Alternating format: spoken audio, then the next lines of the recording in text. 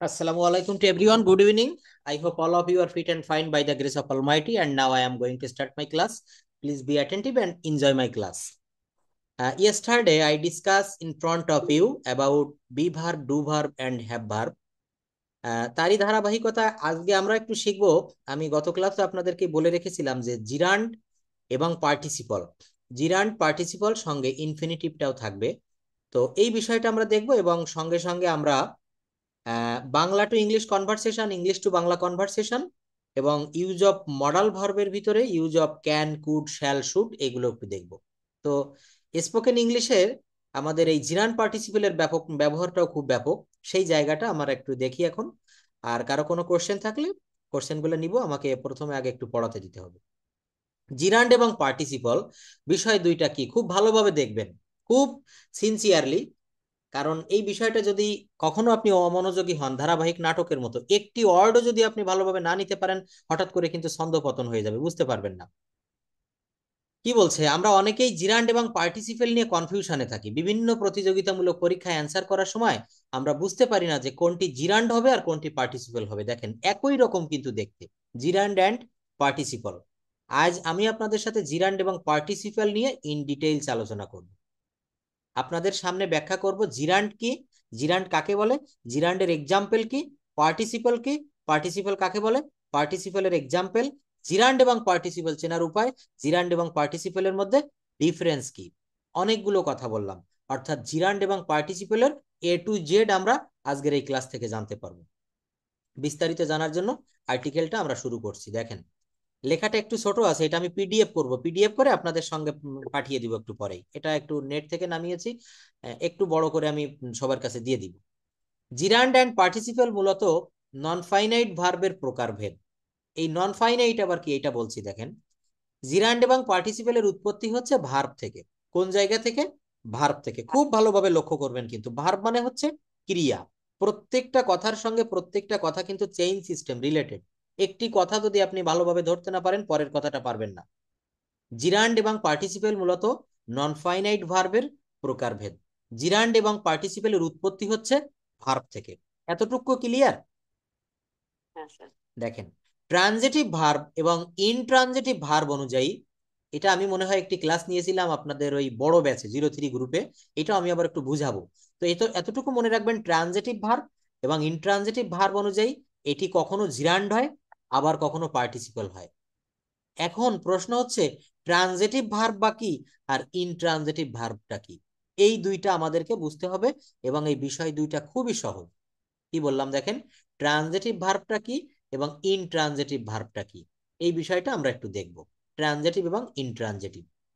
Transitive ভার্বের এই কথাটার অর্থ হচ্ছে সকর্মক্রিয়া, আর ইনট্রানজিটিভ ভার্বটার কথার অর্থ হচ্ছে অকর্মক্রিয়া। এখন কর্ম তো আমরা নিশ্চয়ই চিনি, যেমন আই ইট রাইস, আমি ভাত খাই। এখানে আই হচ্ছে সাবজেক্ট, ইট হচ্ছে ভার্ব, আর রাইস হচ্ছে অবজেক্ট। তো যে বাক্যে অবজেক্ট থাকে তাকে ট্রানজিটিভ ভার্ব বলে, অর্থাৎ সকর্মক। স অর্থ এখানে সাথে। যে ভার্বের অবজেক্ট থাকে তাকে ট্রানজিটিভ ভার্ব বলে, অর্থাৎ ভার্বকে যদি আমরা কি বা কাকে দিয়ে প্রশ্ন করে কোনো উত্তর পাই, তাহলে ওই ভার্বটি হচ্ছে ট্রানজিটিভ ভার্ব। আবার একটু দেখি, যে ভার্বের অবজেক্ট থাকে, অবজেক্ট মানে কি বলেছি? কর্ম। যে ভার্বের অবজেক্ট থাকে তাকে ট্রানজিটিভ ভার্ব বলে, অর্থাৎ ভার্বকে যদি আমরা কি বা কাকে দিয়ে প্রশ্ন করে কোনো উত্তর পাই, তাহলে ওই ভার্বটি হচ্ছে ট্রানজিটিভ ভার্ব। আমরা একটু উদাহরণ দেখি। I fly kites, I fly kites, আমি ঘুড়ি উড়াই। এখানে ফ্লাই হচ্ছে ভার্ব, উড়ানো বা উড়াই। এই ভার্বকে আমি প্রশ্ন করব কি বা কাকে দ্বারা, আমি কি উড়াই, উত্তর পাবো ঘুড়ি উড়াই। তো এই ফ্লাই ভার্বের একটি অবজেক্ট রয়েছে ঘুড়ি, এই জন্য এই ফ্লাইটাকে বলা হচ্ছে transitive verb. I read the book, আমি বইটি পড়ি। এখানে রিড হচ্ছে পড়া। এই রিডকে আমি প্রশ্ন করব কি বা কাকে দ্বারা। তো এখানে কি দ্বারা প্রশ্ন করব, আমি কি পড়ি, ভার্বের কাছে আমি প্রশ্ন করব আমি কি পড়ি, উত্তর আসবে বই পড়ি। এখানে বই একটা অবজেক্ট, এইটা রিড ভার্বের অবজেক্ট আছে, এই জন্য এটাকে বলা হচ্ছে ট্রানজিটিভ ভার্ব বা সকর্মক ক্রিয়া। এতটুকু কি বুঝতে পারছেন সবাই? দেখেন আমি কিন্তু খুব ভেঙে ভেঙে, মানে এর থেকে ডিপে আর যাওয়া সম্ভব না, এভাবে বুঝাচ্ছি। যদি কেউ না বুঝতে পারেন কোশ্চেন করবেন, আমি আবার রিপিট করব, আবার রিপিট করব, একবার না 10 বার আমি রিপিট করব, বাট না বুঝে বলা যাবে না যে স্যার বুঝেছি। পরের ব্যাপারটা দেখেন, ইনট্রানজিটিভ ভার্ব। আমরা ট্রানজিটিভ ভার্ব হচ্ছে সকর্ম ক্রিয়া, যে ক্রিয়ার কর্ম থাকে তাকে ট্রানজিটিভ ভার্ব বলে, আর যে ক্রিয়ার কর্ম থাকে না তাকে ইনট্রানজিটিভ ভার্ব বলে। দেখেন আমরা কিন্তু অলরেডি অ্যাডভান্স লেভেলের ক্লাস শুরু করে দিয়েছি, আমরা সেই টেন্স সেন্টেন্স পার্টস অফ স্পিচে কিন্তু নাই। আমরা ট্রানজিটিভ ভার্ব, ইনট্রানজিটিভ ভার্ব, আমরা পার্টিসিপাল, ইনফিনিটিভ, জিরান্ডে চলে আসছি। এই ক্লাসগুলা কিন্তু গ্রামারের এই ক্লাসগুলা একটু কঠিন মনে হতে পারে, আমি চেষ্টা করব যতক্ষণ সহজ করা যায়, কিন্তু আপনাদেরকে মনোযোগ দিতে হবে, চেষ্টা করতে হবে, শীটগুলো বাড়িতে প্র্যাকটিস করতে হবে। কয়েকটি ক্লাস একটু ধৈর্য ধরে করেন, স্পোকেন ইংলিশের ভিতরে যাব যখন যাব আপনারা নিজেরাই বলবেন, শুধু আপনাদের এই ব্যাচ না তো, অনেক ব্যাচ পরিচালনা করতে হয়। তো আল্লাহর রহমতে বা সৃষ্টিকর্তার অশেষ কৃপায় সবাই কম বেশি পজিটিভ রেজাল্ট দেয়। ইউটিউবে দেখবেন আমার চ্যানেলগুলোতে, ওখানে একটু ফিডব্যাকটা যা কমেন্টগুলো একটু দেখবেন। তো আপনারা যদি মনোযোগী হন আমার পরিশ্রম সার্থক হবে, আমি এটা প্রতিশ্রুতি দিতে পারি। ট্রানজিটিভ ভার্বের পর ইনট্রানজিটিভ ভার্ব। গত ক্লাসের থেকে এই ক্লাসটা একটু হার্ড মনে হতে পারে, কিন্তু ধৈর্য ধরে দেখেন, আশা করি সহজ লাগবে। ইনট্রানজিটিভ ভার্বটা কি? ট্রানজিটিভ ভার্বের কিন্তু বিপরীত, অর্থাৎ যে ভার্বের অবজেক্ট থাকে না। ট্রানজিটিভ ভার্বে কি বলেছিল? যে ভার্বের অবজেক্ট থাকে। আর ইনট্রানজিটিভ ভার্বে কি বলছে? যে ভার্বের অবজেক্ট থাকে না তাকে ইনট্রানজিটিভ ভার্ব বলে। খুবই ইজি অ্যান্ড সিম্পল। এক্ষেত্রে ভার্বের ভার্বের পর পাংচুয়েশন মার্ক দিয়ে সেন্টেন্স শেষ হয়, অর্থাৎ ভার্বের পর অ্যাডভার্ব অথবা অ্যাডভার্বিয়ালস ফ্রেজ থাকে। আমরা একটু দেখি, verb plus punctuation mark, verb plus adverbial phrase. যেমন kites fly in the sky, he reads a lot। আর এরপর আমি আরো বলতে পারি, এই বাক্যটি দেখেন তাহলে ভালোভাবে শিখতে পারবেন। হি লাভস, এটার অর্থ হচ্ছে সে হাসে। তো এখানে হাসা এটা হচ্ছে ভার্ব। ট্রানজিটিভ ভার্বে যেমন আমরা ভার্বকে কি বা কাকে দ্বারা প্রশ্ন করে উত্তর পেয়েছিলাম, তো এখানে এই হাসে, এই যে ভার্ব হাসা, লাভ, এই লাভটাকে যদি প্রশ্ন করি যে কি হাসে, কাকে হাসে, কোনো উত্তর আসে না। ভার্বের পরে কোনো অবজেক্ট নেই, এখানে দুইটা বিষয় নিয়ে দুইটা ওয়ার্ড মিলে একটা সেন্টেন্স বা বাক্য গঠিত হয়েছে। হি লাভস, হি হচ্ছে সাবজেক্ট, লাভস হচ্ছে ভার্ব। সাবজেক্ট এবং ভার্ব আছে, এই বাক্যে কোনো অবজেক্ট নেই, এই জন্য এই বাক্যটাকে, এই ভার্বটাকে বলা হচ্ছে ইনট্রানজিটিভ ভার্ব। অর্থাৎ মনে রাখতে হবে, যে ভার্বের কোনো অবজেক্ট বা কর্ম থাকে না সেই ভার্বকে ইনট্রানজিটিভ ভার্ব বলে, আর যে ভার্বের অবজেক্ট বা কর্ম থাকে তাকে ট্রানজিটিভ ভার্ব বলে। দুইটা বিষয় কি সবাই ক্লিয়ার হতে পেরেছেন? ট্রানজিটিভ ভার্ব কাকে বলে এবং ইনট্রানজিটিভ ভার্ব কাকে বলে? জি স্যার, বুঝতে পারছি। দেখেন এইটা আমি আবারও ক্লাসের পরে না বুঝলে আমি আবারও রিপিট করব, আমি সিকোয়েন্স অনুসারে একটু পড়াতে দেন, অনেক লম্বা শীট, একটু টাইম নিব। আর জয়েন করেছেন কেউ লিভ নিবেন না, দেখবেন খুব ভালো লাগবে ক্লাসটা। তো আমরা জিরান্ডের ভিতরে প্রবেশ করার আগে ট্রানজিটিভ এবং ইনট্রানজিটিভটা দেখে এসেছি। এইবার এইটা দিয়ে কিন্তু আমরা জিরান্ডটা ভালোভাবে শিখব। জিরান্ড কাকে বলে? জিরান্ডের সাথে, সরি, ভার্বের সাথে আইএনজি যুক্ত হয়ে যখন নাউনের কাজ করে তখন তাকে জিরান্ড বলে। আমরা সংজ্ঞাটা একটু খুব ভালোভাবে দেখব। দেখেন এখানে কি বললাম, ভার্বের সাথে আইএনজি যুক্ত হয়ে নাউনের মতো কাজ করবে তখন তাকে জিরান্ড বলে। জিরান্ড ভার্ব থেকে উৎপত্তি হয়, এর জন্য আমরা একে ভার্বাল নাউন বলতে পারি। আমরা এক্সাম্পল গুলো একটু দেখব। ভার্বের সাথে আইএনজি যুক্ত হয়ে যখন নাউনের মতো কাজ করে তখন তাকে জিরান্ড বলে। জিরান্ড ভার্ব থেকে উৎপত্তি হয়, এই জন্য একে ভার্বাল নাউন বলে। যেহেতু এটা নাউনের কাজ করে, so we can say that gerund is similar to noun. আমরা কি এটা বলতে পারি না? অবশ্যই বলতে পারি যে gerund is similar to noun. আমরা পার্টস অফ স্পিচের ভিতরে 8 প্রকার পার্টস অফ স্পিচের নাউন পড়েছিলাম। Noun is a naming word, অর্থাৎ নামবাচক শব্দকে নাউন বলে। তো মনে রাখবেন সেই নাউনের একটা প্রজাতি বা নাউনের ছোট ভাই হচ্ছে জিরান্ড। আর জিরান্ডের সংজ্ঞায় কি বলেছি? ভার্বের সাথে আইএনজি যুক্ত হয়ে যখন নাউনের কাজ করবে তখন তাকে জিরান্ড বলে। জিরান্ড ইজ সিমিলার টু নাউন, মনে রাখবেন কথাটা, ইংলিশে জিরান্ড ইজ সিমিলার টু নাউন। জিরান্ড যেহেতু নাউনের কাজ করে, তার মানে নাউন যেখানে যেখানে বসে জিরান্ড সেখানে সেখানে বসে। কথাগুলো কিন্তু খুবই ইজি, একটু মনোযোগ সহকারে দেখবেন, আপনাদের কাছে ইজি মনে হবে। জিরান্ড যেহেতু নাউনের কাজ করে, তার মানে নাউন যেখানে যেখানে বসে জিরান্ড সেখানে সেখানে বসে। চলুন আমরা দেখি জিরান্ড বাক্যের কোথায় কোথায় বসে। এই জায়গাটা একটু ভালোভাবে দেখবেন।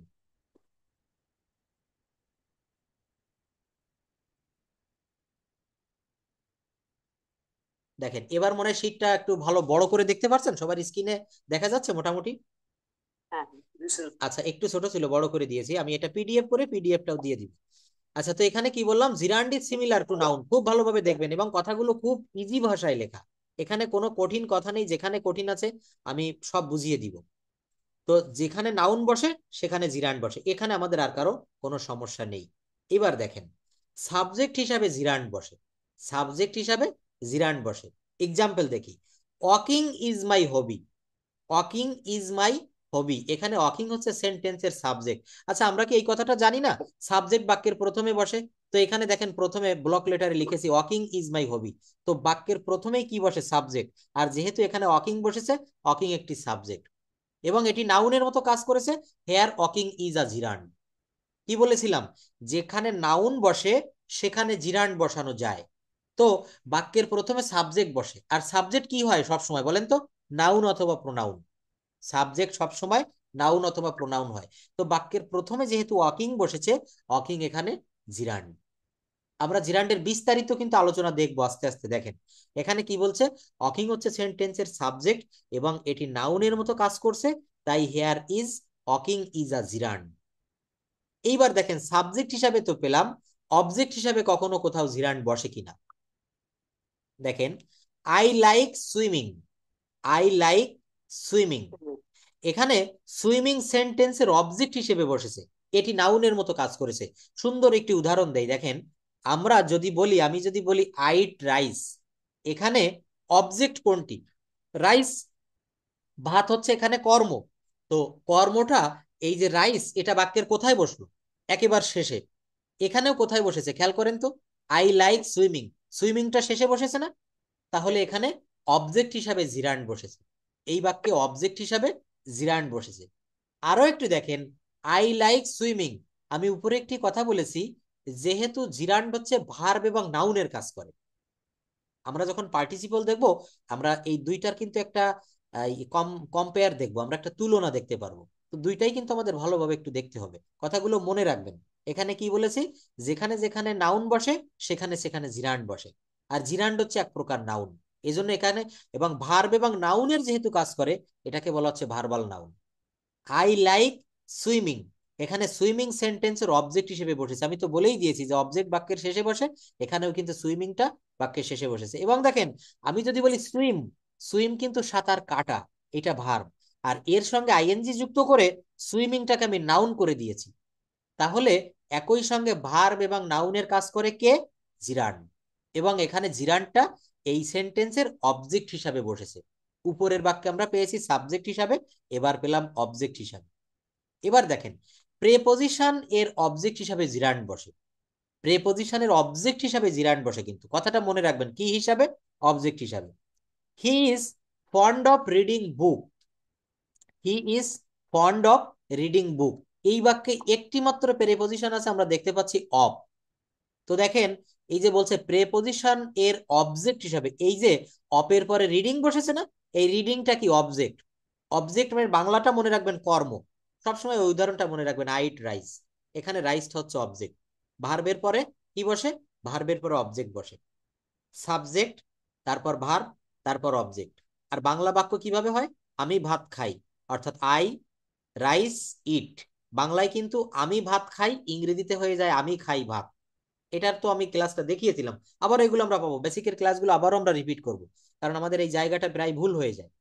দেখেন he is fond of reading, এখানে অপের পরে যে রিডিং বসেছে, এটা অপের পরে কিন্তু রিডিংটা এখানে অবজেক্ট, তাই বলা হচ্ছে প্রেপজিশনের অবজেক্ট হিসাবে জিরান্ড বসে। He is fond of reading book, এখানে ফন্ডের পরে অফ, অপের পর যে রিডিং, এই রিডিংটা কিন্তু জিরান্ড এবং এটা অপের অবজেক্ট হিসাবে বসেছে। এখানে প্রেপজিশন অপের অবজেক্ট হিসাবে রিডিং বসেছে, তাই রিডিং এখানে একটা জিরান্ড। কি কি জায়গা পেলাম, সাবজেক্ট হিসাবে জিরান্ড বসে, অবজেক্ট হিসাবে জিরান্ড বসে, প্রেপোজিশনের অবজেক্ট হিসাবে জিরান্ড বসে। এইবার দেখেন কমপ্লিমেন্ট হিসাবে জিরান্ড বসে। His profession is teaching. Complement কি? সম্পূরক বা পরিপূরক। His profession is teaching. তার পেশাটা কি? এই পেশাটা কি জিনিস এটাকে বোঝানোর জন্য এখানে টিচিং শব্দটা ব্যবহার করা হয়েছে। এই প্রফেশন এর কমপ্লিমেন্ট হচ্ছে টিচিং। অর্থাৎ এই লাইনটা আমি আরেকটু বোঝানোর আগে এটা বুঝাই যে কমপ্লিমেন্ট জিনিসটা কি, খেয়াল করবেন। কমপ্লিমেন্টের বাংলা অর্থ হচ্ছে পরিপূরক। পরিপূরক শব্দের অর্থ কি? মানে একজন অপরজনকে ছাড়া চলতে পারবে না। সাবজেক্ট এর পূর্ণতার জন্য দেখেন, আমি আমার একটি কাজের জন্য আরো যে জিনিসগুলা প্রয়োজন এটাকে বলা হচ্ছে পরিপূরক। অর্থাৎ যে জিনিসটা আমার ওই কাজের পরিপূর্ণতা এনে দেয় তাকে পরিপূরক বলে। That is called complement. তো কমপ্লিমেন্টের অর্থ হচ্ছে পরিপূরক। সাবজেক্টের পূর্ণতার জন্য যে ওয়ার্ড ফ্রেজ বসে তাদেরকে কমপ্লিমেন্ট বলে। দেখেন এই যে বিষয়গুলো না, এটা কিন্তু বিভিন্ন গ্রামার বইতে হয়তো অনেক সময় দেওয়া থাকে, কিন্তু এইভাবে ইজিলি সহজ ভাষায় দেওয়া থাকে না। নাম্বার টু হচ্ছে আমরা ওই বই থেকে পড়বো এই মন বা এই সময় আমাদের থাকে না। কিন্তু যেহেতু আমরা বাধ্যতামূলক একটা ক্লাসে যুক্ত হয়েছি এবং এই যে ক্রিটিক্যাল বিষয়গুলা সহজই বলবো, এই বিষয়গুলো আপনাদের সামনে আমি খুব সহজভাবে উপস্থাপন করছি। আপনারা এটা নিজেদের ব্রেনে একটু নিবেন। পারলে এই শিটগুলো যখন আমি দিয়ে দিব নোটবুকে একটু লিখে রাখবেন। কমপ্লিমেন্ট কাকে বলে, অবজেক্ট কাকে বলে, সাবজেক্ট কাকে বলে, জিরান্ড কাকে বলে, পার্টিসিপল কাকে বলে, এইগুলো যখন জানবেন, স্পোকেন ইংলিশ বলেন আপনি, রিটেন বলেন আপনি, রাইটিং বলেন আপনার, সরি লিসনিং বলেন, সব জায়গায় আপনি গেইন করতে পারবেন।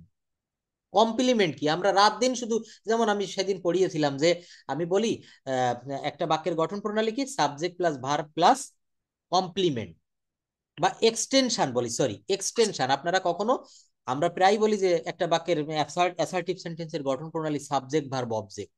নো, অবজেক্ট কখনোই বলা যাবে না, কারণ অবজেক্টের জায়গায় তিনটা জিনিস থাকতে পারে। কমপ্লিমেন্ট থাকতে পারে, অথবা অবজেক্ট থাকতে পারে, অথবা অ্যাডভার্বিয়ালস থাকতে পারে। তো এখানে আমরা প্রায় বলি যে কমপ্লিমেন্ট কমপ্লিমেন্ট। আমরা অনেকে, এই যে আমরা প্রত্যেকে আজকাল মোবাইল ব্যবহার করি, করি না? কিন্তু মোবাইলের বাংলা শব্দটা কি, এটা কি আমরা জানি? মোবাইলের বাংলা কি? এখানে কে কে জানেন বলেন তো, মোবাইলের বাংলা কি?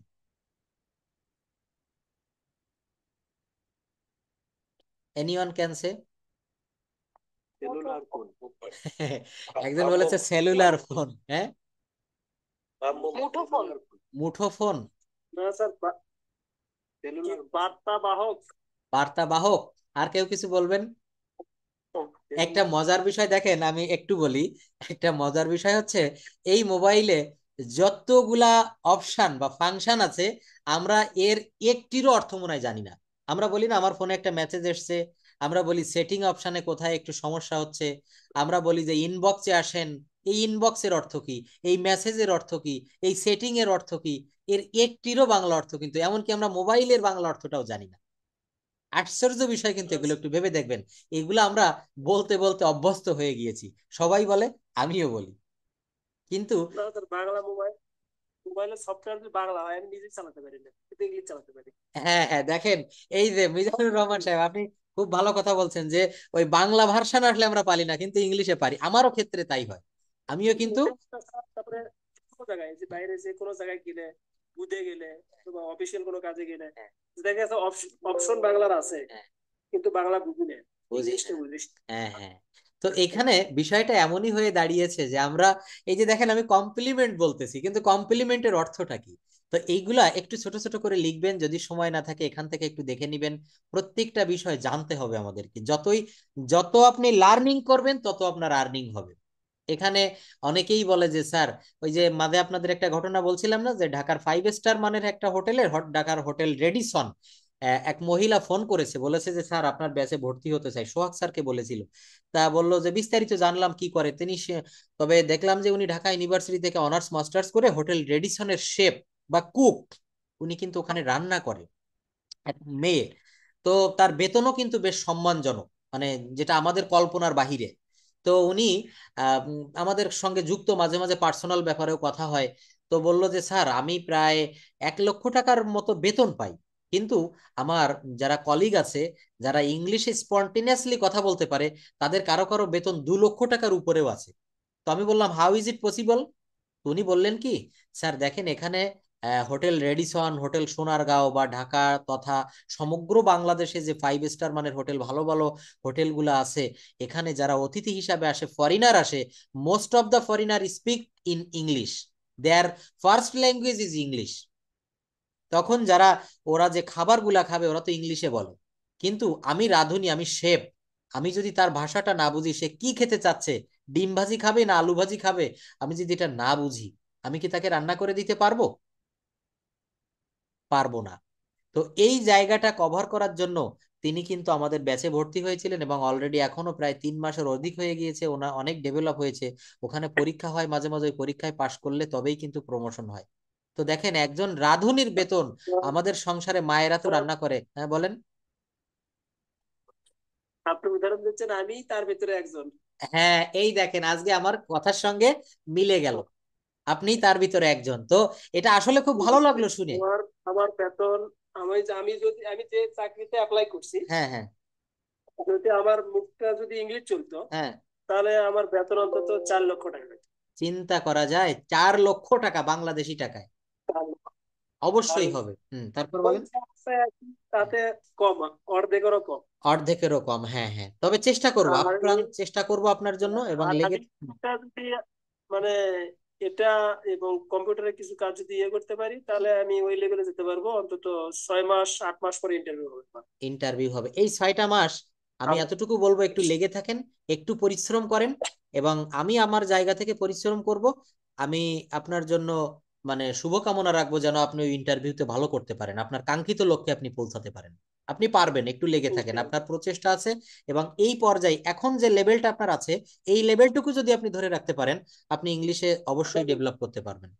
ওই স্যার, এটাও তো এখন এমন হচ্ছে যে আমি যদি আরবিতে বলি, একজন আরবি না, যদি আমি আরবি বলি, তা আমাকে দাবানোর জন্য হঠাৎ করে ইংলিশ বলা হয়। ইংলিশ বলা হয়, হ্যাঁ হ্যাঁ, দেখছেন, তাহলে আপনাকে ছোট করার জন্য কিন্তু ইংলিশটা বলা হয় এখানে হ্যাঁ যারা হ্যাঁ, ক্লাস এটা করছেন। হ্যাঁ হ্যাঁ, বলার অর্থ যে এ কিন্তু আমার লেভেলের নিচে। Thank you. সে নিচে, কিন্তু আপনাকে আর সে ডাবানোর জন্য ইংলিশ বলছে। হ্যাঁ, এটা কিন্তু আমি হয়তো বা সবই বুঝি। যেমন আমার কাছে ড্রয়িং আছে অন্তত 400 পদের। হ্যাঁ, তো আমি ড্রয়িং সব বুঝি, কিন্তু কামে আমার সাথে পাবেন। পারবে না, কিন্তু পারবে একটা না। জিনিসে খাটো, ইংলিশ। ইংলিশ এই সেটা ভাষা। অবশ্য ড্রয়িং এ যদি হুম, দেখতেছি সমস্যা নেই, ড্রয়িং এ দেখতেছি, পড়তেছি, অর্থ করতেছি, কোনো সমস্যা নেই। ঠিক ঠিক শুধু খালি বলা। ঠিক।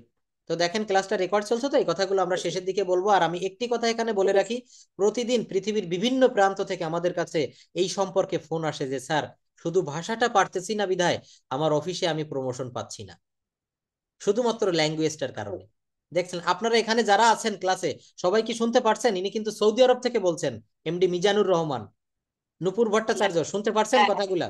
হ্যাঁ হ্যাঁ, শুনতেছি। তো দেখেন এই ভাষাটা, তখন আমাদের কিন্তু এটা শুনেও কিন্তু মনে একটা শিহরণ বা একটা আগ্রহ জেগে তোলা উচিত, জাগিয়ে তোলা উচিত, যে উনি ইংলিশটা পারে না, যার কারণে দেখেন ওনাকে কত সাফার করতে হচ্ছে। তো আমাদের হাতে এখনো সময় আছে, আমরা এই ল্যাঙ্গুয়েজটা ভালোভাবে শিখবো, এবং আমার এই মেসেজটা আপনার পরিবারে, আপনার জুনিয়র যারা আছে তাদেরকে বলবেন যে সময় থাকতে এই ভাষাটা যেন শেখে। আমি এখানে কোনো মন গড়া কথা বা কোনো গল্প কিন্তু বলছি না। এই মিজানুর রহমান সাহেব, ইনি অনেকদিন থেকে আমাদের সঙ্গে যুক্ত, ইনি সৌদি আরব থেকে আমাদের ক্লাস করছেন, অনেক দূর থেকে, মধ্যপ্রাচ্যে, মিডল আমি ইস্টের দেশ। 9 মাস হলে আপনাদের সাথে আছি প্রায়। 9 মাস, হ্যাঁ হ্যাঁ, ক্লাস করতে পারিনি। ক্লাস করতে কোর্স পারেননি, করতে হ্যাঁ। পারি, হয়তো বা দেখা গেছে 1 মাসের ভিতরে 3টে 4টে ক্লাস করতে পারি। তবে এখন পারবেন, এখন পারবেন, একটু আমাদের লেগে রাজি থাকুন। অবস্থা। হুম হুম হুম। তো দেখেন আমি এই মেসেজটি আপনাদের দিতে চাই, যে এই ভাষাটা অত্যন্ত গুরুত্বপূর্ণ। ইংলিশ ল্যাঙ্গুয়েজটা শিখলে এইটা আপনার একটা সম্পদ হিসাবে থাকবে। তো আমি ক্লাসটা একটু কন্ডাক্ট করি, আবারও আপনাদের সঙ্গে আমি কথা বলবো। কমপ্লিমেন্ট কাকে বলে, আমি এই জায়গাটাই ছিলাম। দেখেন, কমপ্লিমেন্টের বাংলা হচ্ছে পরিপূরক। সাবজেক্ট বা কর্তা, সাবজেক্ট বা কর্তা এর পরিপূর্ণতার জন্য, এর কিসের জন্য, পরিপূর্ণতার জন্য যে ওয়ার্ড বা ফ্রেজ বসে তাদেরকে কমপ্লিমেন্ট বলে। কোনো ঝামেলা নেই। কি বললাম? কমপ্লিমেন্টের অর্থ হচ্ছে পরিপূরক। সাবজেক্ট এর পূর্ণতার জন্য, সাবজেক্টটা বা কর্তা এর পরিপূর্ণতার জন্য যেসব ওয়ার্ড বা ফ্রেজ বসে তাদেরকে কমপ্লিমেন্ট বলে। কেমন দেখেন, আই অ্যাম স্যাড, এখানে যে আমি, সেই ব্যক্তিই কিন্তু আবার স্যাড, অর্থাৎ এই আইটাকে, আই অ্যাম স্যাড এই বাংলাটাকে পরিপূর্ণতা দেওয়ার জন্য যদি বলতাম আই অ্যাম কি, এরপরে কিছু একটা শুনতে ইচ্ছা করে, তো এই আই নামক যে সাবজেক্ট, এই সাবজেক্টকে পরিপূর্ণ করার জন্য স্যাড বসিয়েছি, এবং এই স্যাডকে বলা হচ্ছে কমপ্লিমেন্ট বা পরিপূরক। ক্লিয়ার ভাবে বুঝাতে পেরেছি? দেখেন এই জায়গাটা না, এই যে জায়গা খুবই ইজি, কিন্তু এটা আমরা অনেক দিন হয়তো দেখি না, বা আমরা ওইভাবে যেভাবে দেখা হয়নি, বা আমরা আদৌ দেখিনি, যার কারণে আমাদের কাছে কঠিন মনে হতো। কিন্তু এই যে বিষয়টা আমি ভেঙে ভেঙে দেখাই দিচ্ছি, এরপরে দেখবেন আপনাদের কাছে অনেক ইজি মনে হবে, আপনাদের মনে একটা কারেজ কাজ করবে, প্রত্যেকের মনে একটা কনফিডেন্স আসবে যে স্যার তো এটা দেখাই দিয়েছিল, কমপ্লিমেন্ট কেমন, এটা তো আমি পারি। তখন এই কথাগুলো কিন্তু আপনাদের কানে রিপিট হতে থাকবে। কমপ্লিমেন্ট কি বললাম? কমপ্লিমেন্ট শব্দের অর্থ হচ্ছে পরিপূরক। সাবজেক্টের পূর্ণতার জন্য যে ওয়ার্ড অথবা ফ্রেজ বসে তাদেরকে কমপ্লিমেন্ট বলে। এখানে বলেছি আই অ্যাম স্যাড, এখানে যে আমি সেই আবার স্যাড, এই জন্য স্যাড ওয়ার্ডটি এখানে সাবজেক্টের পরিপূর্ণতা আনার জন্য বসেছে, এবং এখানে স্যাডকে বলা হচ্ছে এই আই সাবজেক্টের কমপ্লিমেন্ট। আমার উদাহরণে যে বাক্যটা ছিল, হিজ প্রফেশন ইজ টিচিং, তার পেশা হচ্ছে শিক্ষকতা, শিক্ষা দান করা। তো এখানে হিজ প্রফেশন ইজ ড্যাশ, এই প্রফেশনকে, হিজ এই শব্দটাকে পরিপূর্ণতা দেওয়ার জন্য টিচিং শব্দটা ব্যবহার করা হয়েছে। তার প্রফেশন কি? টিচিং। অর্থাৎ এখানে বলা হচ্ছে সাবজেক্টকে পরিপূর্ণ করার জন্য যা কিছু আমরা ব্যবহার করি, যে ওয়ার্ড বা ফ্রেজ, তাকে কমপ্লিমেন্ট বলি। আমরা উপরে কয়েকটি বিষয় দেখে এসেছি, বলেন। পরিপূর্ণতার জন্য টিচিং না দিয়ে যদি অন্য ওয়ার্ডও তো বসানো যাবে না? যাবে, কিন্তু এখানে একটা বিষয় মনে রাখতে হবে, I am sad, I am sad, এখানে এই যে স্যাড শব্দের অর্থ দুঃখিত। দুঃখিত কে? আমি। অর্থাৎ এই সাবজেক্টের সঙ্গে কমপ্লিমেন্টের একটা পরিপূর্ণতা মানে পরিপূরক থাকতে হবে। পরিপূরক বোঝেন তো? যেমন যদি বলা হয় হি ইজ এ টিচার, এখন এখানে টিচার কে? ওই হি, অর্থাৎ হি ওয়াজ এ টিচার। ও সে, মনে রাখবেন সাবজেক্ট এবং অবজেক্ট একই বিষয় বা বস্তু হলে তখন ওই একই বিষয় বা বস্তুকে ওই সাবজেক্টের কমপ্লিমেন্ট বলে। কমপ্লিমেন্ট মানেই হচ্ছে পরিপূরক। আমার ডান হাত, আমার বাও হাত আমার বডির সঙ্গে যুক্ত, এখানে ডান হাত বাও হাতের পরিপূরক, আর বাও হাত ডান হাতের পরিপূরক।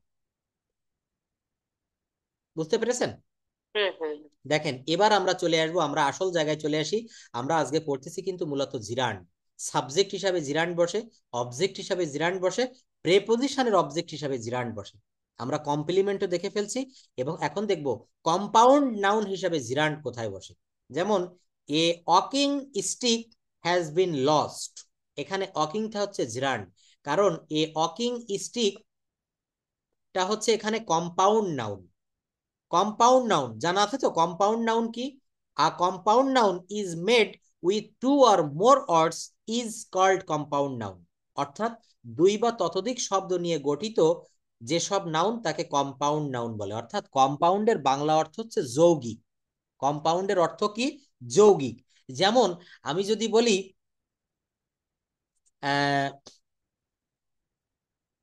যদি বলি বাই ডিন্ট অফ, এই বাই ডিন্ট অফ এইটার কথা, এই কথাটার অর্থ হচ্ছে বলে বা গুণে, মানে গায়ের বলে বা বুদ্ধির বলে, এরকম বলে বা গুণে। তো এইটা কিন্তু একটা ফ্রেজ। তো এই যে দেখেন অনেকগুলা ওয়ার্ড মিলে একটি শব্দ হচ্ছে by dint of, according to. According to মানে অনুসারে বা মতে। তো এই যে শব্দগুলা বললাম, এগুলোকে বলা হয় কম্পাউন্ড শব্দ। তা বলা হচ্ছে a noun is made with two or more words is called compound noun. এখানে আ ওয়াকিং স্টিক, হাঁটার লাঠি, মানে যে লাঠিতে ভর দিয়ে যারা একটু অন্ধ বা যারা একটু শারীরিকভাবে দুর্বল তারা লাঠি ভর দিয়ে হাঁটে, দেখেছেন? মুরব্বী পরিবারে যদি কেউ থেকে থাকে একটু চিন্তা করেন তাদের কথা। তো a walking stick has been lost, যে লাঠিতে ভর দিয়ে হাঁটা হতো সেই লাঠিটা হারিয়ে গিয়েছে। কোন টেন্স? এখানে দেখেন এ ওয়াকিং স্টিক, অর্থাৎ এই যে হাঁটার লাঠি, এই ওয়াকিং স্টিক টোটালটা মিলে কিন্তু একটা শব্দ হচ্ছে, এইটাকে বলা হচ্ছে কম্পাউন্ড নাউন। তো এই কম্পাউন্ড নাউন হিসাবে ওয়াকিং স্টিক, এখানে এই ওয়াকিংটা কিন্তু জিরান্ড, এবং এটাকে বলা হচ্ছে কম্পাউন্ড জিরান্ড। এইবার দেখেন জিরান্ড কি কি এক্সপ্রেস করে, বা জিরান্ডের আমরা কিছু উদাহরণ দেখি। আই লাইক রিডিং, জিরান্ডটা যদি ভালোভাবে বুঝতে পারেন পার্টিসিপেল অটোমেটিকলি আপনার কাছে সহজ হয়ে যাবে। আই লাইক রিডিং, আমি পড়া পছন্দ করি। শি হেটস লাইং, সে মিথ্যা বলা ঘৃণা করে। He is fond of travelling, he is fond of travelling. দেখেন আই লাইক রিডিং একটু ভালোভাবে যদি মানে ব্যাখ্যা করি, আমি রিডিংটাকে পছন্দ করি, এই রিডিংটা কিন্তু একটা স্থির বিষয় বোঝাচ্ছে, ভালোভাবে বুঝবেন।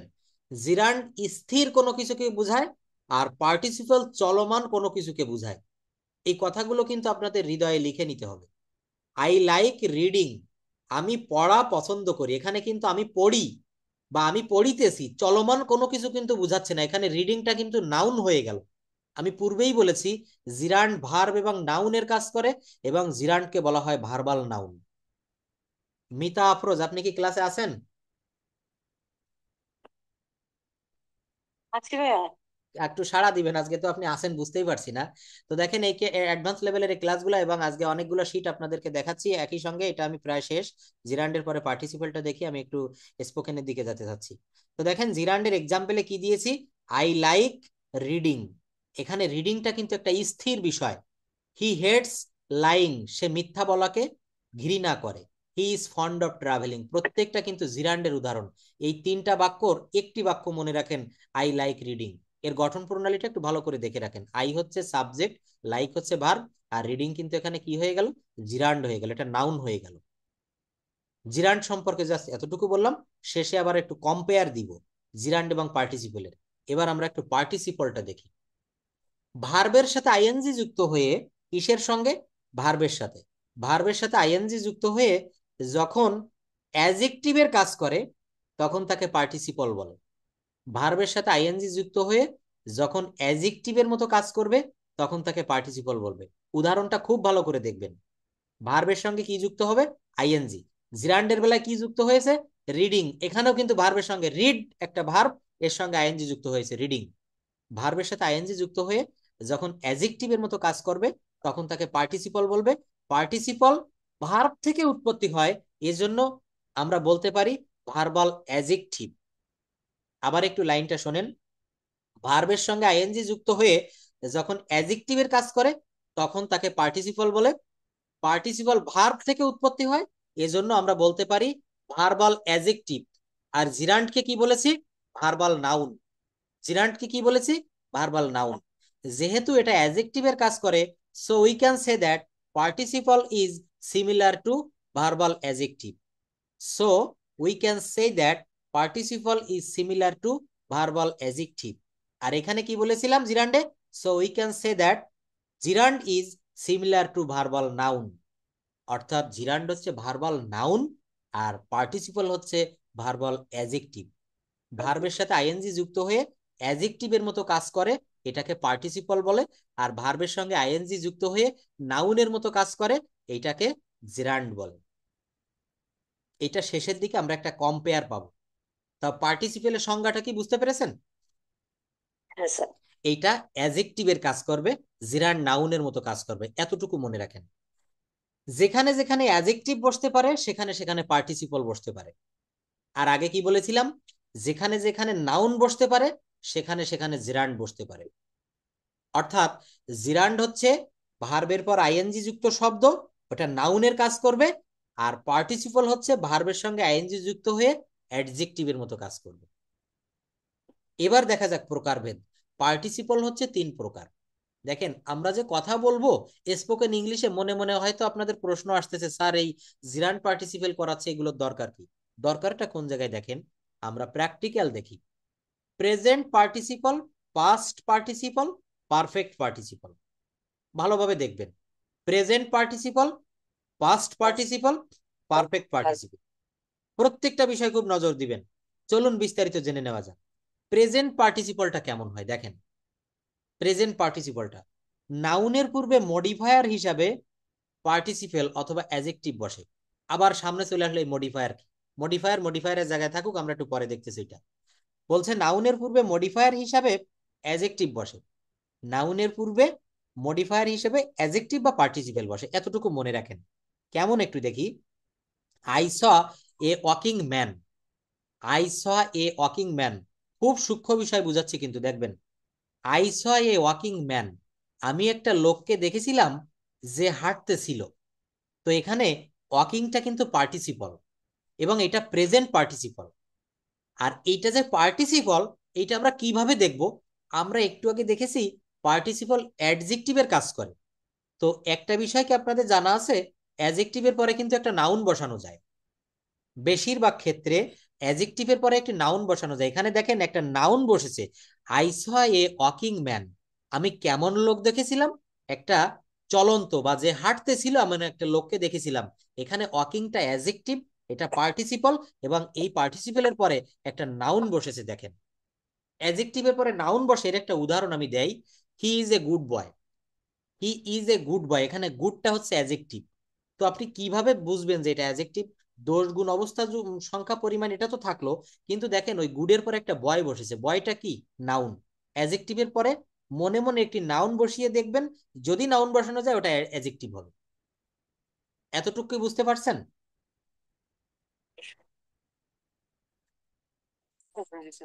দেখেন এই বিষয়ে আমি বললাম না, অ্যাডভান্স লেভেলের ক্লাসগুলো কিন্তু একটু মানে মাথায় ঘাম হয়ে যাবে, ঘাম ঝরবে, তারপরে বুঝতে হবে। আমি খুবই ইজি ভাবে বুঝাই দিচ্ছি যে পার্টিসিপেল বিষয়টা কেমন হয়।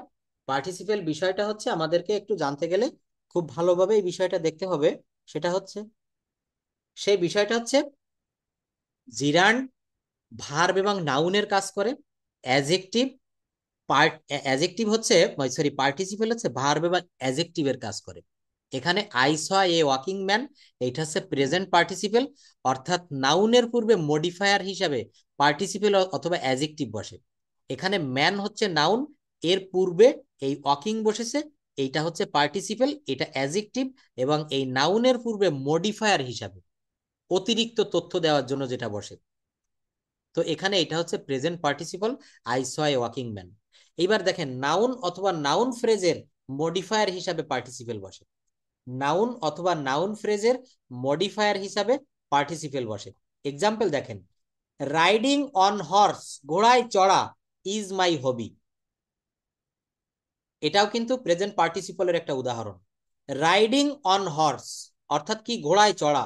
ইজ মাই হবি, এখানে রাইডিং অন হর্স, রাইডিং এর পরে দেখেন হর্স আছে, নাউন আছে, অর্থাৎ এই রাইডিং শব্দটা পার্টিসিপল, এবং এই রাইডিং শব্দটা একাধারে পার্টিসিপল এবং এইটা একটা অ্যাডজেক্টিভ।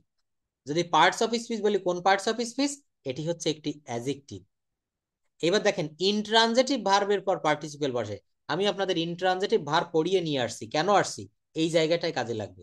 ইনট্রানজিটিভ ভার্বের পর পার্টিসিপল বসবে। ইনট্রানজিটিভ ভার্ব কেমন? The girl entered the room dancing. দেখেন, the girl entered the room, এই যে দ্য রুম না, এই যে এন্টার্ড প্রবেশ করেছিল, কিভাবে? ডান্সিং। এইটার এই সেন্টেন্সের অর্থ কি? The girl entered the room dancing, বালিকাটি নাচিতে নাচিতে রুমে প্রবেশ করলো। তো এই ডান্সিংটা কিন্তু এখানে এই এন্টার্ড, এন্টার্ড এই ভার্বের পার্টিসিপল, এবং এটা কিন্তু একটা ইনট্রানজিটিভ ভার্ব।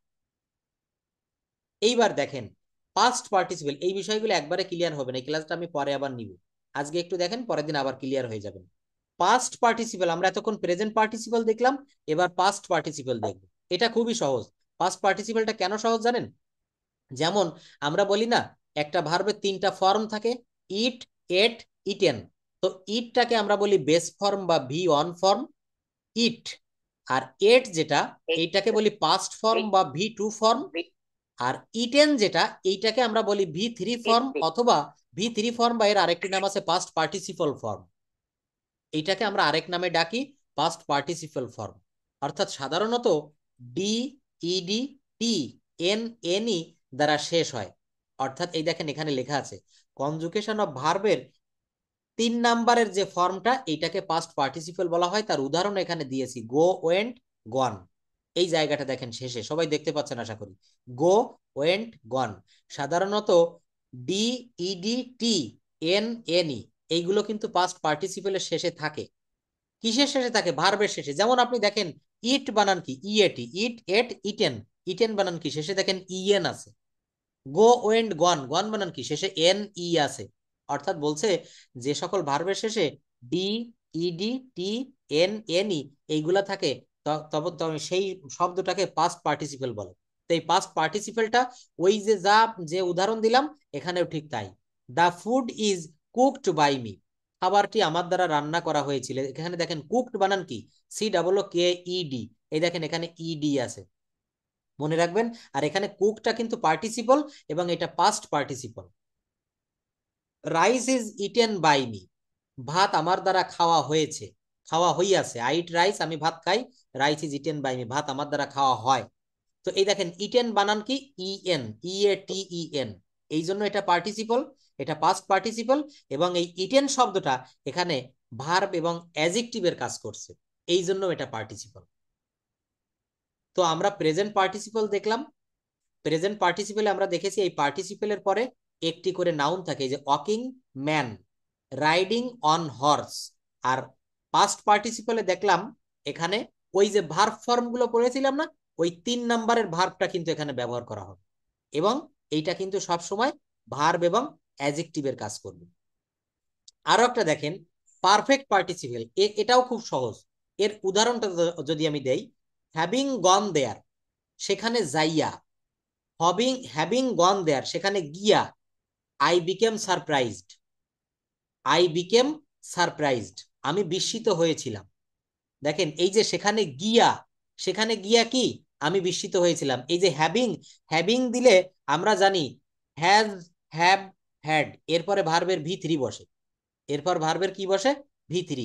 তো হ্যাভিং এর পরে কি বসেছে দেখেন, গো বসেছে না ওয়েন্ট বসেছে নাকি গন বসেছে, এই দেখেন গন বসেছে। তো এই জন্য এটাকে বলা হচ্ছে পারফেক্ট পার্টিসিপেল। এই হ্যাজ, হ্যাভ, হ্যাড এটা কোন টেন্সে বসে, যে কোনো পারফেক্ট টেন্সে বসে। হতে পারে প্রেজেন্ট পারফেক্ট টেন্স, হতে পারে পাস্ট পারফেক্ট টেন্স, হতে পারে ফিউচার পারফেক্ট টেন্স। কোন টেন্স হতে পারে, পারফেক্ট টেন্স। তো দেখেন হ্যাভিং গন দেয়ার, এই হ্যাভিং এর পরে V3 বসেছে না, এই জন্য পারফেক্ট পার্টিসিপেলের গঠন প্রণালী কি, হ্যাভিং প্লাস ভার্বের পাস্ট পার্টিসিপেল সমান সমান হয়ে গেল perfect participle.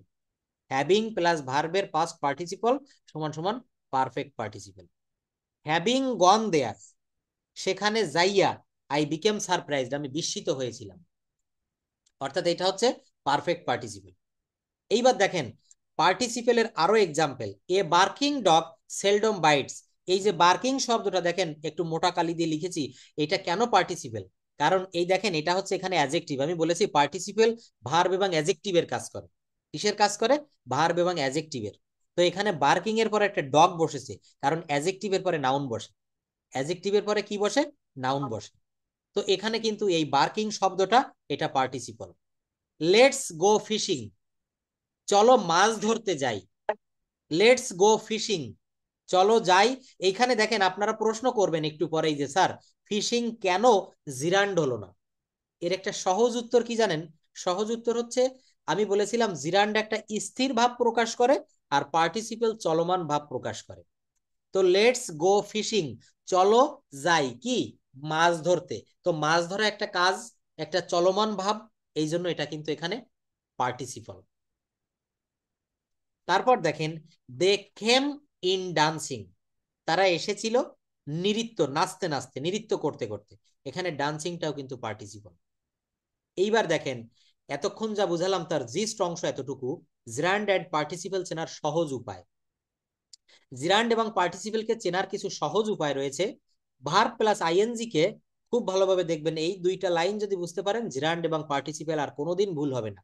Verb plus ING কে ইট দিয়ে রিপ্লেস করে, ইট দিয়ে রিপ্লেস করার পর যদি অর্থ ঠিক থাকে তাহলে সেটা জিরান্ড হবে, অর্থ ঠিক না থাকলে পার্টিসিপেল হবে। এতক্ষণ জিরান্ড পার্টিসিপেল বুঝালাম, অনেকেই বুঝেছেন অনেকেই বোঝেননি। তো এই বাক্য দ্বারা বুঝতে পারবেন ভার্ব প্লাস আইএনজি, কি বলেছি, ভার্ব প্লাস আইএনজি, এটাকে ইট দিয়ে রিপ্লেস করার পর যদি অর্থ ঠিক থাকে তাহলে সেটা জিরান্ড, অর্থ ঠিক না থাকলে পার্টিসিপেল। উদাহরণ দেখি, reading is my pleasure, reading is my pleasure অর্থাৎ পড়া আমার আনন্দের। এখানে হেয়ার উই ক্যান রিপ্লেস ইট, এই রিডিং এর জায়গায় কি আমরা ইট বসাতে পারি, দেখেন তো, ইট ইজ মাই প্লেজার, এটা আমার আনন্দ। তাহলে আমার মনে হয় ইট দিলে এখানে অর্থটা ঠিকঠাক থাকে, it is my pleasure. So here reading is a জিরান্ড। আমি আবার একটু ব্যাখ্যা করি, রিডিং ইজ মাই প্লেজার এখানে রিডিংটা তো জিরান্ড বা পার্টিসিপল আমি বুঝতেছি না, মনে করেন আমি বুঝি না, তো রিডিং আমি এটা উঠাই নিয়ে গেলাম, কেটে দিলাম, ওইখানে আমি ইট বসালাম, IT, it, it is my pleasure. এটার কি বাংলা কোনো অর্থ হয়? হয়। ইট ইজ মাই প্লেজার, এটা আমার আনন্দের। তাহলে এইটা কিন্তু একটা জিরান্ড। আর যদি ইট বসালে অর্থ পরিপূর্ণভাবে ঠিকঠাক ভাবে না দেয়, তাহলে বুঝবেন ওটা পার্টিসিপল। আপনারা কি বুঝতে পারছেন যা বুঝালাম? স্যার বলেন। এগুলো বুঝতে হলে আরো পিছন দিকে যাওয়া লাগছে। দেখেন তাহলে এগুলো মাথার উপর দিয়ে যাচ্ছে, তাই না? আমি এই জন্য আজকে অ্যাডভান্স ক্লাসটা শুনেন। হ্যাঁ, হ্যাঁ, হ্যাঁ, এগুলো একবার বললি মাথার ভেতরে ঢুকবে। ঢুকবে, হ্যাঁ, হ্যাঁ। তো আমি আরো একটু পিছনে যাতে, এই ক্লাসটা আমার একটু নেওয়ার দরকার ছিল এই কারণে আপনাদের কাছ থেকে আমি ওই প্রশ্নটাই শুনতে চাচ্ছিলাম যে স্যার এগুলা এই মুহূর্তে না, একটু পরে দেন। আসলে এটা আমি ওই জায়গাটুকু শোনার জন্য আমি অপেক্ষা করতেছিলাম, কারণ এগুলা এগুলা বুঝতে গেলে আমাকে আরো কিছু ক্লাস নিতে হবে। সেই ক্লাসটা আমি এখন একটু, তো দেখেন আমি প্রায় শেষে চলে আসছি, মাত্র 1 মিনিট সময় দেন। এখানে বিষয়টা খুবই ইজি, আমি বুঝিয়েছি কি যে এই যে পার্টিসিপল বা জিরান্ড, এই জায়গাটা আপনি কেটে দিবেন, দিয়ে ওখানে ইট ব্যবহার করে বাক্য রচনা করবেন। যদি বাক্যের বাংলা অর্থ সঠিক হয় তাহলে ওইটা জিরান্ড, আর যদি বাংলার বাক্য অর্থ না মেলে, এলোমেলো হয়ে যায়, ওটা পার্টিসিপল হবে। আর না, জিরান্ড ভিএস পার্টিসিপল, জিরান্ড এবং পার্টিসিপলের example, what is the difference between gerund and participle, এগুলো আমি আরো একটু পরে আলোচনা করবো। এগুলো এখন করতে গেলে সবাই বলছেন যে স্যার এটা আসলে একটু কঠিন মনে হচ্ছে। হ্যাঁ, আসলে কঠিন মনে হওয়ারই কথা। তো এখানে আমি আরেকটি বিষয় একটু দেখিয়ে দিই আপনাদের, যেটা সহজ লাগবে, এবং এইটা দিয়ে শিখলে আমরা ওই জায়গাটা আরো ভালোভাবে বুঝবো। জিরান্ড পার্টিসিপল, সেই জায়গাটা হচ্ছে মডেল অক্সিলারি ভার্ব, তো আমরা করেছি ওই 03 বড় ব্যাচে, আপনারা করেছেন। এখানেও সামান্য দেখেন, আমাদের টাইম এখনো 8-10 মিনিটের মতো সময় আছে, আমরা দেখি। Model auxiliary verb for spoken English, এই দেখেন আমরা স্পোকেন ইংলিশ করতে চাচ্ছি না, সেই কথাটা আমি কিন্তু আপনাদের সামনে এখন তুলে ধরবো, যে modal auxiliary verb for spoken English, এই স্পোকেন ইংলিশে মডেল অক্সিলারি ভার্বের কতটা গুরুত্ব আমরা একটু দেখি। Let's use modal in writing and speaking. Modals আর auxiliary verbs, they are used with main verb to give additional meaning to the main verb. এইটার অর্থ কি দাঁড়ালো? মডেলস আর অক্সিলারি ভার্বস, এই মডেল হচ্ছে সাহায্যকারী ক্রিয়া, they are used with main verb to give additional meaning to the main verb, এগুলো ব্যবহৃত হয় মেইন ভার্বকে একটা অতিরিক্ত তথ্য দেওয়ার জন্য। এই অধ্যায়ে আমরা শিখব মডেলগুলা কিভাবে নিজস্ব অর্থ অনুসারে বাক্য গঠিত হয়। মডেলের পর কিন্তু ভার্ব সর্বদা বেস ফর্মে থাকে, এই কথাটা আপনাদের কখনো ভুলে গেলে চলবে না। যেমন আমি যদি এখানে একটা বাক্য লিখি, দেখেন এখানে লিখলাম ICAN, I can do, PAC, I can do the work, WORK, এটার অর্থ কি দাঁড়ালো? আমি কাজটি করতে পারি, I can do the work.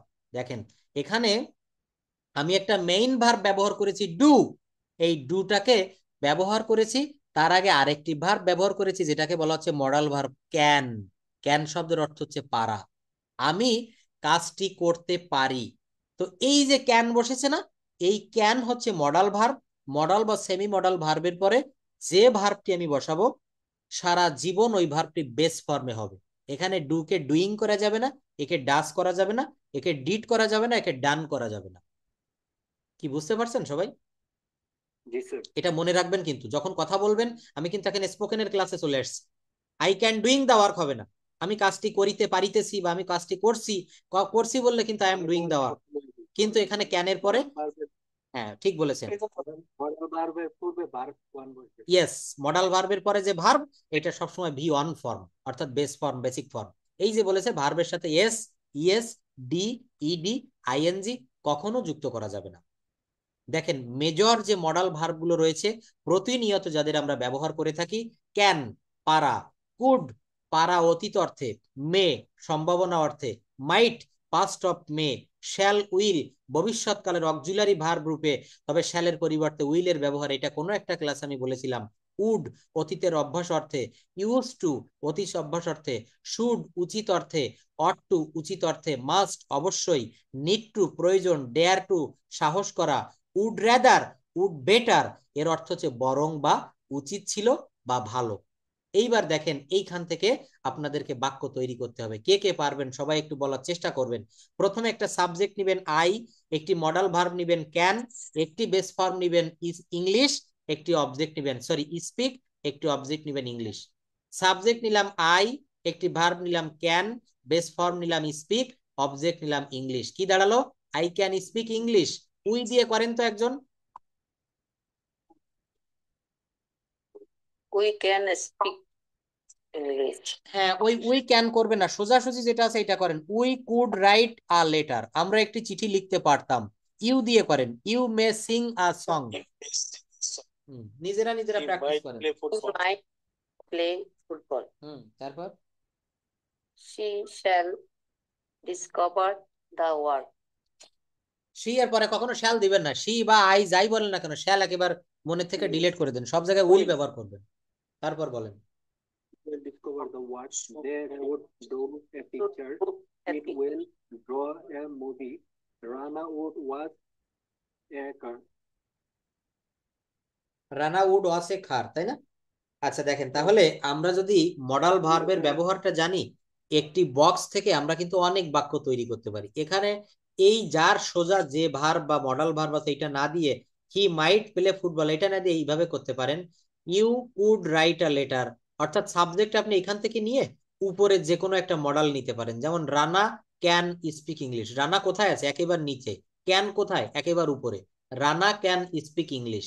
তারপর দেখেন they can write a letter, অর্থাৎ এই একটি মাত্র বক্সের থেকে প্রায় 100-র উপরে বাক্য তৈরি করা যায়। এটা আপনাদের হোমওয়ার্ক থাকবে, এটা বাক্যগুলো একটু তৈরি করবেন যখন সময় পাবেন। তারপর দেখেন আই ক্যান স্পিক ইংলিশ, আমি ইংরেজিতে কথা বলতে পারি। আই কুড স্পিক ইংলিশ, আমি ইংরেজিতে। এটা একজন একটু পড়ে ফেলেন তো, আর আমরা সবাই একটু শুনি, এটা পড়েন। I can speak English. আমি ইংরেজিতে কথা বলতে পারি। I could speak English. আমি ইংরেজিতে কথা বলতে পারতাম। I may speak English. আমি হয়তো ইংরেজিতে কথা বলতে পারবো। I will speak English. আমি ইংরেজিতে কথা বলবো। I should speak English. আমার ইংরেজিতে কথা বলা উচিত। I could speak English. আমি ইংরেজিতে কথা বলতাম। ইংরেজিতে কথা বলতে পারতাম বা বলতাম। দেখেন এই জায়গাটা, এই যে মিজানুর রহমান, আপনি একটু খেয়াল করেন, আপনাকে ওই যে বলছেন যে আপনার অফিসে একজন আছে, বলে কি যে সে আমাকে কাজে ঠকাতে পারে না, কিন্তু ভাষা দিয়ে আমাকে ঠকায় দেয়, ইংলিশ বলতে পারে। তো এখানে তাকে আপনি কালকে বলবেন যে I can speak in English like you, আমিও কিন্তু আপনার মতো ইংরেজিতে কথা বলতে পারি। এইটুক বলে দেবেন এই বাক্যটা, দেখবেন সে মেরে যাবে। যে বলে কি যে ইংরেজিতে কথা বলতে পারে।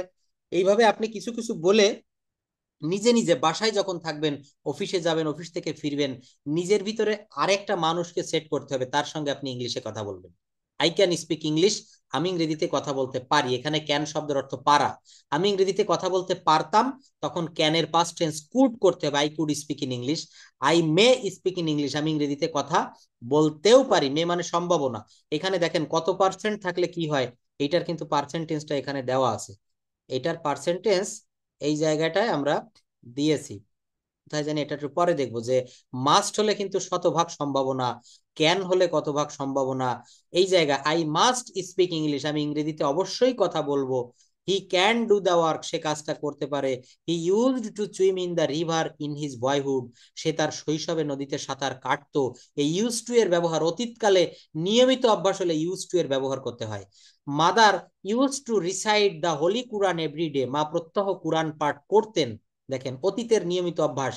হি কুড আনসার দ্য কোয়েশ্চেন, সে প্রশ্নটার উত্তর দিতে পারতো। Himel would go to the cinema at times, Himel মাঝে মাঝে সিনেমা দেখতে যেত, মাঝে মাঝে সিনেমা দেখতে যেত। এইবার পার্ট 2 এর মাধ্যমে না বোধক কথাবার্তা বলা যায় সেই সম্পর্কে আমরা শিখতে পারবো। না বোধক শিখবো। কিভাবে শিখবো দেখেন, এখানে প্রথমে বাক্যে প্রথম বক্সে লিখেছিলাম আই ক্যান স্পিক ইংলিশ।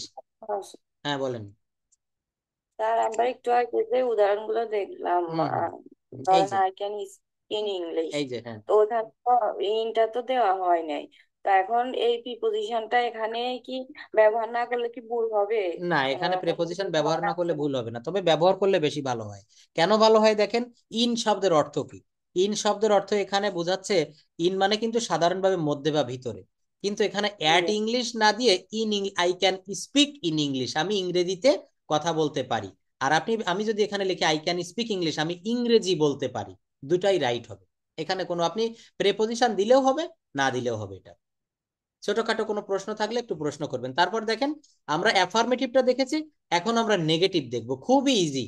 প্রথম বক্সে দেখেছিলাম কি, প্রথমে সাবজেক্ট ছিল, মডাল অক্সিলারি ভার্ব ছিল, তারপর ভার্বের বেস ফর্ম ছিল, তারপর অবজেক্ট ছিল। এখানেও ঠিক তাই, এখানে শুধু মডাল ভার্বের সঙ্গে নট যোগ করেছি, N T.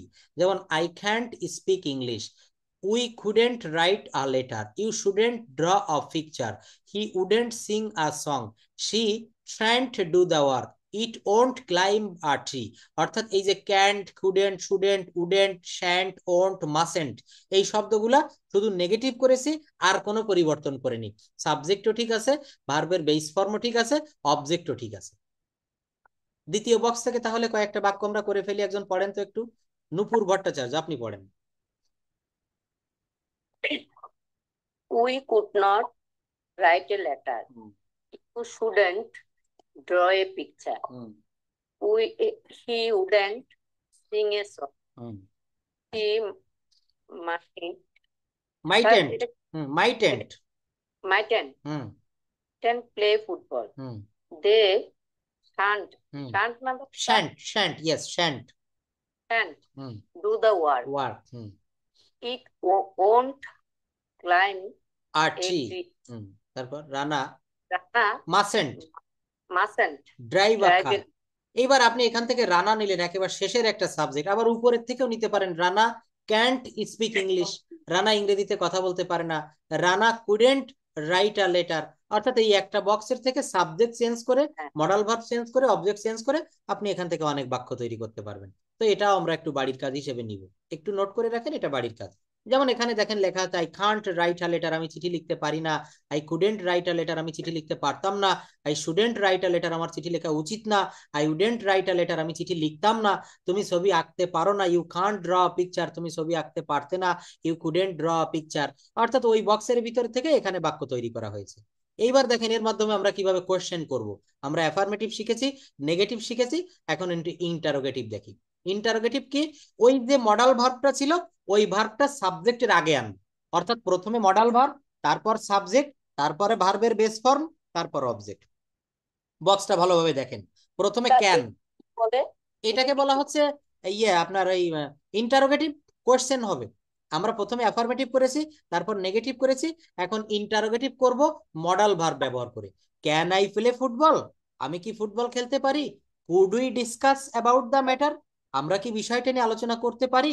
Would you swim in the river, must he draw a picture, may she write a letter. অর্থাৎ এখানে মডাল ভার্ব গুলো প্রথমে বসিয়ে দিবেন, তারপর সাবজেক্ট বসাবেন, তারপর ভার্বের বেস ফর্ম, তারপর অবজেক্ট, ব্যাস হয়ে গেল। অর্থাৎ অ্যাফার্মেটিভে যা ছিল, নেগেটিভে শুধু এনটি বা নেগেটিভ শব্দ যোগ করেছি, আর ইন্টারোগেটিভেও শুধু মডাল ভার্বটা প্রথমে আনলাম। বিষয়টা এক, শুধু এলোমেলো করে দিয়েছি। বুঝতে পারছেন? খুবই সহজ, এর থেকে সহজ আর হয় না। দেখেন ওই পার্টিসিপল ভিরান্ট আপনাদের, হ্যাঁ কঠিন না, ওই যে ওই জায়গাটা আমি আজকে কেন নিচ্ছিলাম আপনাদের, একজন বললো না, মিজানুর রহমান সাহেব বলেছে, উনি তো প্রবাসী, বললো যে স্যার এগুলো বুঝতেছি না, মাথার উপর দিয়ে যাচ্ছে। তো আসলে এই সহজ ক্লাসগুলো, আরো কয়েকটা ক্লাস নেই আমাদের, যে সোহাগ স্যারের যে শিট গুলো আছে, আমি সম্ভবত আপনাদের 13 না 14 নাম্বারে রয়েছি, 25টা শিট আছে আমাদের। এই 25 নাম্বার পর্যন্ত যাইতে দেন, তারপর ওই জিরান্ড ইনফিনিটিভ পার্টিসিপেলের ক্লাসটা নিব, তখন আপনাদের কাছে ওইটা খুব সহজ মনে হবে। কারণ ক্লাস 1 বা 2 না পড়ে 5-এ গেলে কি পারা যাবে বলেন? পারা যাবে না। তো এটাও কিন্তু ঠিক তদ্রূপ। এখানে দেখেন এই যে could we speak in English, আমরা কি ইংরেজিতে কথা বলতে পারতাম? Can you speak in English, তুমি কি ইংরেজিতে কথা বলতে পারো? Will you draw a picture, তুমি কি একটা ছবি আঁকবে? এখানে সব ইন্টারোগেটিভ করা হয়েছে। আমি আপনাদের এতদিন ধরে একটি বিষয় একটু শিখাতে পেরেছি আমার মনে হয়। একটা অ্যাফার্মেটিভ বাক্যকে 4 ভাবে আমরা মুভ করতে পারি। কিভাবে? অ্যাফার্মেটিভ, অ্যাফার্মেটিভ থেকে নেগেটিভ, নেগেটিভ থেকে ইন্টারোগেটিভ, ইন্টারোগেটিভ থেকে নেগেটিভ ইন্টারোগেটিভ। আমি ভাত খাই, আমি ভাত খাই না, আমি কি ভাত খাই, আমি কি ভাত খাই না। প্রত্যেকটা বাক্যকে 4 ভাবে যখন আপনি মুভ করতে পারবেন, তখন দেখবেন আপনি 100 বাক্য জানেন। আমি ধরে নিলাম ইংরেজিতে 100 বাক্য আপনি জানেন, মাত্র 100। এই 100 বাক্যকে 1 সেকেন্ডের ভিতরে 400 বাক্য করে দেওয়া যায়। কিভাবে? ওই যে প্রত্যেকটা বাক্যকে আপনাকে নেগেটিভ করা শিখতে হবে, প্রত্যেকটা বাক্যকে আপনাকে ইন্টারোগেটিভ করা শিখতে হবে, প্রত্যেকটা বাক্যকে আপনাকে নেগেটিভ ইন্টারোগেটিভ করা শিখতে হবে। এইটা যখন আপনি শিখে যাবেন তখন ওই 100 বাক্য 400 বাক্যে পরিণত হয়ে যাবে। গত একটি ক্লাসে দেখিয়েছিলাম ডেরিভেশন অফ ওয়ার্ডস, অর্থাৎ এখানে আমি বিউটিফুল দিয়ে দেখেছিলাম বিউটিফুল, বিউটিফুললি, বিউটি অ্যান্ড বিউটিফাই। একটা ওয়ার্ড আমি জানি, এই একটা ওয়ার্ডকে কিভাবে কোন ভার্বের পরে ইআর যোগ করলে নাউন হবে, কোন ভার্বের কোন ওয়ার্ডের পরে এলয় যোগ করলে অ্যাডভার্ব হবে, এর উপরে কিন্তু একটা ক্লাস নিয়েছিলাম ব্যাসে।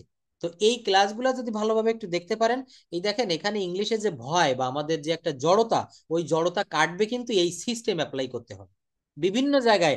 আপনি ইউটিউবে আজকে একটা ক্লাস দেখলেন, কালকে অন্য একটা লেসনের উপর আরেকটা ক্লাস দেখলেন, এইভাবে দেখতে থাকলে কিন্তু এগোনো যাবে না। কিন্তু আমি দেখেন একটা গোছালো পদ্ধতিতে আমি আজকে হুট করে একটা অ্যাডভান্স ক্লাসে চলে গেলাম, আপনারা কিন্তু বুঝতে পারেননি ওইভাবে। ওই জিরান্ড যখন বুঝাইছি, বুঝানোর পরে পার্টিসিপেলে গেলে আপনাদের অনেকেরই মাথায় ঢুকিনি।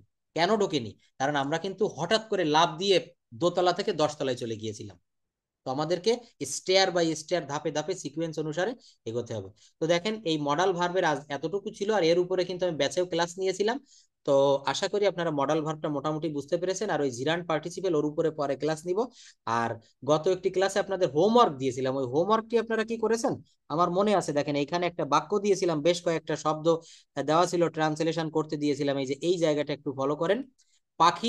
সূর্য পূর্ব দিকে উদয় হয়, এটা মিতা আফরোজ আপনি বলেন এগুলো কি করেছেন? যদি না করেন ইনস্ট্যান্ট এখন বলতে পারবেন।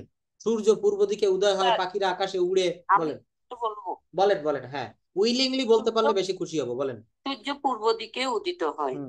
The sun rises in the east. পাখিরা আকাশে উড়ে। The birds fly in the sky. গোলাপের গন্ধ মিষ্টি। The smell of the rose is sweet. Thank you. তোমরা ভাগ্যবান, ইউ আর লাকি। সূর্য পশ্চিম দিকে অস্ত যায়। The sun set in the West. না, দা সান এখানে সেট দিলে হবে না, সূর্য পশ্চিম দিকে অস্ত যায়, এটা প্রেজেন্ট ইনডেফিনিট টেন্সের বাক্য এবং সূর্য এখানে থার্ড পারসন সিঙ্গুলার নাম্বার একজন, এখানে সেট হবে না, সেটস হবে। The sun sets in the west. আচ্ছা দেখেন একটু থামাই, এই যে বাক্যগুলো, এক মিনিট একটু ওয়েট। এই জায়গাটা, এই যে আপনি লিখলেন না, দেখেন এই যে ভুলটা ধরা পড়লো। আপনি না বললে, না লিখলে কিন্তু ভুলটা ধরা পড়তো না। এই এক্সারসাইজ শিট গুলো কেন দেই? আমি শুধু পড়িয়ে গেলাম, আপনারা শুনলেন, আমি মাসের পর মাস পড়ালাম, এটাতে কাজ হবে না।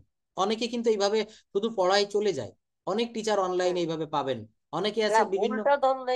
হ্যাঁ, তো এই যে ভুলটা ধরে দিলাম, আপনি হোয়াটসঅ্যাপে কাজগুলো করিয়ে পাঠিয়েছেন, আমি মাঝে মাঝে ফোনে আপনাকে এই ভুলগুলো ধরে দেই, সবাইকে এগুলো দিব। তো এইভাবে কিন্তু আমাদেরকে এগোতে হবে। আর নয় শুধু আমি বললাম, আপনারা শুধু শুনে গেলেন, ফিডব্যাক দিলেন না, এটা হবে না। তো আজকে দেখেন আমি অনেক একটু জার্নি করে আসছি, অনেক দূর থেকে, অনেক পরিশ্রান্ত। আজকে আমি যতটুকু বুঝিয়েছি এই কাজগুলো যারা যারা করেছেন, আগামী ক্লাসে শুক্রবারও হয়তো আগামী দিন আমি সময় পেলে ক্লাসটা নিব। এখন থেকে 4 দিন নেওয়ার চেষ্টা করব, যেহেতু আপনারা একটু নিচের দিকে আছেন এখনো। তিনটা একটু বলবো। আর 2-3টা না, ওই যে এখানে লিখে দিয়েছেন এই পর্যন্ত থাক, আমার এখন একটু মাথা যন্ত্রণা করছে। আমি পরের দিন ক্লাসগুলো আবার কন্ডাক্ট করব, ততক্ষণ সবাই ভালো থাকবেন।